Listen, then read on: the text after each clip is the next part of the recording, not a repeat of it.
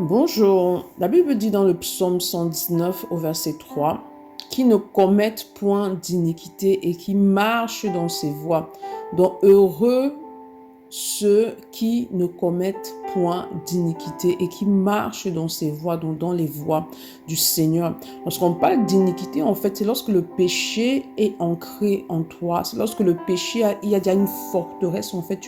Le péché a créé, en fait, une forteresse en sorte que tu n'arrives plus à te détacher de ce péché-là, en fait. L'iniquité, c'est un péché que tu as tellement entretenu que ça a pris racine en toi. Et il est parfois difficile de se débarrasser, en fait, de cela. Et le passage dit qu'il marche dans ses voies. Donc, ce que Dieu attend de toi, c'est que tu sortes de l'iniquité. C'est-à-dire que tu arrêtes en fait de cajoler le péché parce que ce péché que tu es en train d'entretenir dans le secret va apporter sur toi la destruction. N'oublie pas que le salaire du péché, c'est la mort. Celui qui demeure dans le péché, dans l'iniquité, en fait, et attire sur lui, en fait, la destruction. Donc, le Seigneur dit, heureux est celui qui marche dans les voies du Seigneur. Marcher dans les voies du Seigneur, c'est marcher dans une vie de consécration et de sanctification. Pourquoi? Parce que sans la sanctification, nul ne verra Dieu. C'est pourquoi ce matin, demande au Saint-Esprit de détruire en toi toute forteresse d'iniquité. Demande de détruire en toi toute racine du péché. Demande d'activer en toi une aversion du péché, la capacité de demeurer dans une vie de consécration, de sanctification.